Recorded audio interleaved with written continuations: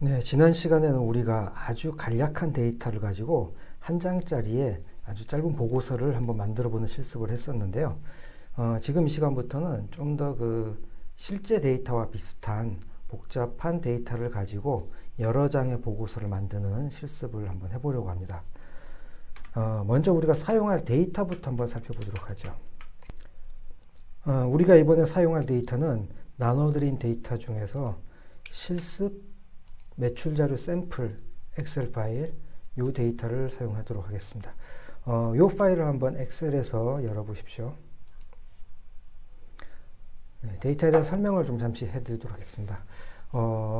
이 엑셀 파일은 어느 전자제품 회사의 매출 실적을 쭉 정리한 자료입니다. 그래서 총 8개의 시트로 구성이 되어 있고요. 첫 번째 매출 시트에는 맨 첫 번째는 ID, 그러니까 일련 번호가 매겨져 있고 날짜별로 어떠한 제품이 제품 코드가 있고요. 어느 거래처에서 얼마만큼 팔렸는지 수량이라든지 매출 금액, 매출 원가, 이익 이런 것들이 기록된 데이터입니다. 그래서 맨 첫 번째 시트는 날짜별로 제품, 거래처, 그 다음에 매출에 대한 데이터, 금액이나 원가 이런 것들이 정리되어 있는 데이터가 첫 번째 시트고요. 그 다음에 이제 두 번째 시트는 이 회사가 거래하고 있는 거래처들만 따로 쭉 정리한 데이터입니다. 그래서 거래처 코드가 총 40번까지 있고 그 거래처가 어느 지역에 이 지역도 역시 코드로 됐습니다. 이제 지역이 서울인지 경기도인지 이제 그거를 코드화해서 지역 코드, 그 다음에 거래처명, 그 다음에 직원 정보라든지 이렇게 돼 있고 세 번째 시트는 이 회사에서 판매하고 있는 제품, 군 그러니까 크게 제품을 제품군과 제품 분류, 제품으로 이렇게 나눠져 있습니다. 지금 이 시트 같은 경우 그러니까 제품군 같은 경우는 아마 대분류 가장 큰 제일 맨 위에 상위 범주인 구분이고요. 그래서 이 회사는 총 8개 1번부터 A1번부터 A8번까지의 제일 상위의 8개의 제품군으로 구성되어 있고 그 제품군은 좀 더 세분화하면 제품 분류라고 해서 소그룹이 되겠죠. 소그룹으로 약 48개 정도의 소그룹으로 지금 나눠져 있고 마지막으로 제품 목록에 들어오면 이 회사에서 취급하고 있는 모든 제품들이 리스트로 나열이 되어 있습니다. 그래서 총 약 646개의 제품이 이 시트에 정리가 되어 있고요. 그래서 제품은 이 제품 시트를 보시면 이 하나하나의 제품이 코드가 무엇이며 그 다음에 아까 그 제품군이 있었죠. 제일 상위 그룹으로 갔을 때는 어떤 제품군이고요. 그 8개 제품군 중에 하나겠죠. 그 다음에 이제 제품 분류 소그룹으로 나눴을 때는 어떤 분류에 들어가고 있는지 그런 이제 코드가 여기에 부여가 되어 있고 제품명이 되어 있고 이런 식으로 제품 목록이 정리가 되어 있고 그 다음에 우리 아까 거래처 있었죠. 거래처가 어디에 속하는지 그런 것들을 지역 테이블, 지역 시트에 각 지역, 시도군별로 해서 지역 코드로 부여를 해가지고 이렇게 따로 또 테이블로 또 정리를 했습니다. 역시 채널만 따로 또 그러니까 매장이냐 온라인이나 카탈로그냐 이제 대리점 이렇게 4가지 채널별로 각각의 번호를 부여를 해서 이렇게 따로 또 정리를 해놨고 프로모션 키라 그래가지고 프로모션 키가 1번이면 할인 없이 정상가고 그 다음에 2번은 신학기 할인 그 다음에 3번은 신제품 할인 이런 식으로 해서 프로모션에 관한 데이터들을 또 따로 모아서 이렇게 테이블로 정리를 해놨습니다. 그럼 이 테이블을 지금 보시면은 각각 데이터들을 시트로 다 따로 정리해 놓고 그 다음에 그 각각의 시트들 그래서 제품군이나 제품 분류, 제품 목록은 모두 제품에 관한 데이터겠죠. 예를 들면 제일 상위의 제품군과 소그룹인 제품 분류, 그 다음에 제일 하위 단인 제품 목록, 이렇게 세 개의 테이블을 키값이라고 하는, 그러니까 코드죠. 우리가 이제 말하는 이제 그 코드로서 다 연결이 되어 있습니다. 그래서 제품 목록을, 제일 하위 단의 제품 목록을 보면 아까 말씀드렸듯이 어떤 8개의 제품군에 속하는지가 여기 표시가 되어 있죠. 그러면 이 A01이 뭐냐? 그걸 보려고 그러면 제품군으로 가서 A01에 해당하는 내용을 보시면 오디오구나. 이런 식으로 각각의 테이블이 어떤 기준이 되는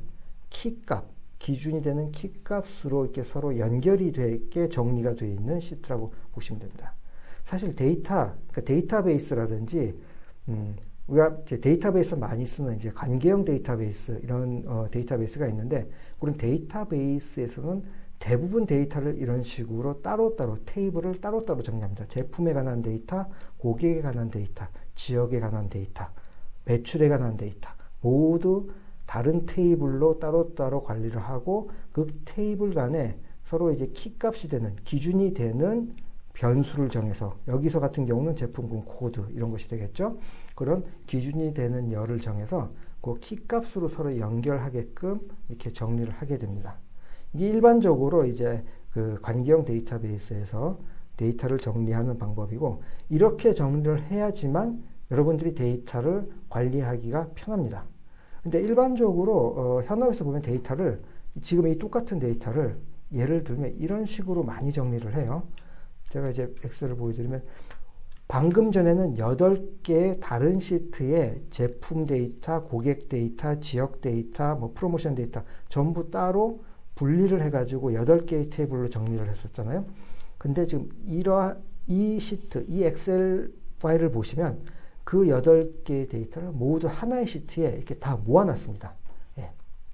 그래서 제일 이제 그 메인이 되는 매출 데이터에다가 프로모션이 뭔지, 그 다음에 채널 어디서 팔렸는지, 지역 코드, 거래처명, 그 다음에 제품명은 뭐고, 그 제품의 모든 세세한 사항, 그 다음에 그 제품군이 어느 제품 소분류에 속하는지, 대분류는 뭔지를 하나의 테이블로 이렇게 다 정리를 하게 되면은 나중에 데이터를 수정하거나 추가할 때 굉장히 불편합니다.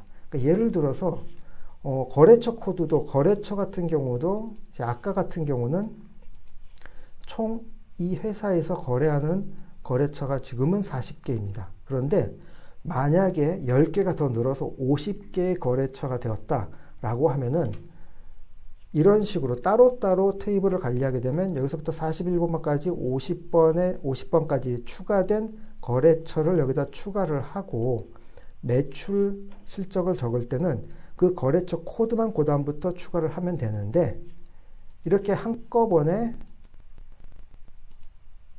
한 시트에다 모두 정리를 하게 되면 어떤 변경사항이 생기면은 이 테이블에서 그걸 찾아서 모두 수정을 해줘야 되는 그런 불편함이 따릅니다. 예. 추가되거나 코드가 바뀌게 되면 여기에 이제 지역이라든지, 여기 거래처 있죠. 직원수, 시, 도, 지역 코드, 거래처명, 이 내용들을 변경사항이 있으면, 수정사항이 있으면 여기를 다 바꿔줘야 되겠죠. 하지만 이렇게 관리를 하게 되면 여기서만 바꿔주고 여기선 그 코드로만 관리하기 때문에 데이터를 추가하거나 수정할 때 굉장히 이제 편리하게 됩니다. 그래서 일반적으로 이렇게 따로따로 같은 성격의 데이터들은 모아서 하나의 테이블로 따로따로 테이블을 관리를 하시는 게 데이터를 관리하는데 좀 편리하고요. 이렇게 관리하게 되면은 당장은 편할지 모르지만 나중에 데이터를 수정할 때 굉장히 불편하다는 점 말씀드렸고요. 그래서 우리가 이제 사용할 데이터는 지금 이 데이터입니다. 예, 그래서 요 엑셀 데이터를 한번 이제 불러와서 마이크로소프트 파워 BI로 불러와서 이제 최종적으로 저희가 만들고자 하는 모습은 어떤 것이냐면은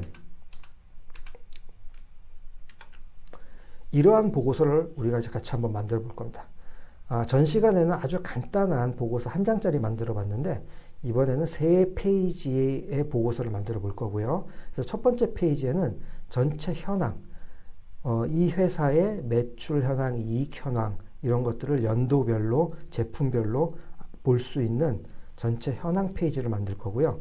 두 번째 페이지는 이 회사의 거래 현황 중에서 이제 지역별로 서울, 경기, 전라, 경상도 이런 식으로 나눠가지고 지역별로 매출이 어떻게 발생하고 있는지를 볼 수 있는 페이지를 만들 거고요. 세 번째 페이지는 거래처별로 이 회사가 거래하고 있는 약 40여 개의 거래처별로 어떤 제품들이 많이 나가고 있고 그 다음에 매출 비중들은 어떻게 되는지 그런 것들을 만들어 볼 겁니다. 그래서 총 3개 페이지로 구성된 보고서를 만들어 볼 계획입니다.